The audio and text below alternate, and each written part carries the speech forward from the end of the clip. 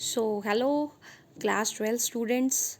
So, today we will discuss your Unit 5, Session 4, Steps in Supply Chain Management, that is SCM. सो आपने अपनी पहले sessions में first second और third session में SCM का meaning बहुत अच्छे से समझ लिया होगा. सो द मेन मीनिंग जो है वो एससीएम का यही है कि जिसमें the main purpose of the SCM is to finally deliver the product to the end consumer. So अब इसमें हम नेक्स्ट जो है वो हम पढ़ेंगे processes of supply chain management. So first topic मैंने इसमें आपके सेशन में लिया हुआ है processes of supply chain management. So first process is customer service management process. इसमें हम मेन फोकस करेंगे हमारे सीआरएम पे. CRM that is customer relationship management, जिसमें हम कस्टमर के साथ जो है वो एक अच्छा रिलेशन बनाना शुरू करते हैं ताकि वो हमारा लॉयल कस्टमर कन्वर्ट हो जाए और हमारे स्टोर में वो बार बार आए. Then next one is procurement process. Procurement process में हम स्ट्रैटेजिक प्लान्स बनाएंगे अपने सप्लायर के साथ मिलके. हम उसके साथ नेगोशिएशंस करेंगे, हम उसके साथ हर एक चीज़ डिस्कस करेंगे कि कैसे जो है वो प्रोडक्ट को प्रोक्योर किया जा सकता है.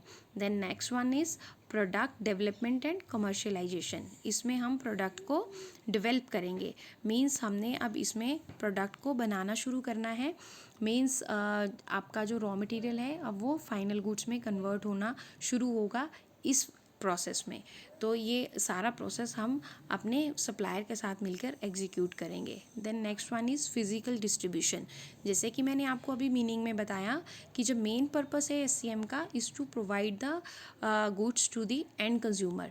तो एंड कंज्यूमर तक हमारे गुड्स फिजिकल डिस्ट्रीब्यूशन से ही पहुंचेंगी. तो इसके लिए we have to follow the channel of distribution. एक पूरा चैनल है वो हमें फॉलो करना पड़ता है. First manufacturer will come, then wholesaler, then retailer and after that customer will come, जिसको कि फाइनली प्रोडक्ट को यूज़ करना है. जब फिज़िकल डिस्ट्रीब्यूट हमने कर दिया तो हम परफॉर्मेंस को अप्रेस करके देखेंगे कि जितना भी हम प्रोसेस फॉलो कर रहे हैं वेदर इट मतलब वो प्रोसेस जो है वो हमारी फर्म की परफॉर्मेंस के लिए वेदर इट इज़ बेनिफिशियल और not. If it is not beneficial then what are the various deviations. तो उन डेविएशंस को हम ढूंढने की कोशिश करेंगे और उनको हम ठीक करेंगे ताकि फर्म्स की परफॉर्मेंस रेज की जा सके. Then next one is warehousing management. This is the step in which हम वेयर हाउसिंग करेंगे. जैसे आप आजकल ऑनलाइन शॉपिंग करते हैं, आप देखते हैं जैसे आप ऑर्डर प्लेस करते हैं तो आपको मैसेज आना शुरू हो जाते हैं कि your product has been packed now, your product has been shipped now. तो वो यही होता है, उसमें वेयर हाउसेज से आपके प्रोडक्ट को उठाया जाता है जो आपने ऑर्डर किया है और उसको फिर शिपिंग कंपनी जो है वो शिप करती है. So this is all about the processes of supply chain management. ये आप एक पिक मैंने यहाँ लगाई है सप्लाई चेन मैनेजमेंट की, इसको आप देख सकते हो. जैसे मैं आपको पहले ही बता रही हूँ कि raw material will come, then second one is supplier, then third one is manufacturer will come. Means in this manufacturing will done and the final goods will be prepared. And next one is distribution. Distribution में goods जो हैं वो logistics से means की move करेंगी from the point of procurement to the point of consumption तक. Next retail location. Means product को retail location तक पहुंचाया जाएगा and after that the product जो है वो एंड कंज्यूमर तक पहुंच जाएगा. तो this is the supply chain management process. Then next one is steps in supply chain management. This is the most important question in this session. Steps in supply chain management. So there are mainly 5 steps in SCM. First one is plan, then source, then execute, fourth one is deliver, and fifth one is return. So first of all we will discuss plan. Number 1 plan. Means कि हम जो भी हमारी ये होगा SCM में हमारा first step होगा वो प्लान करने का रहेगा.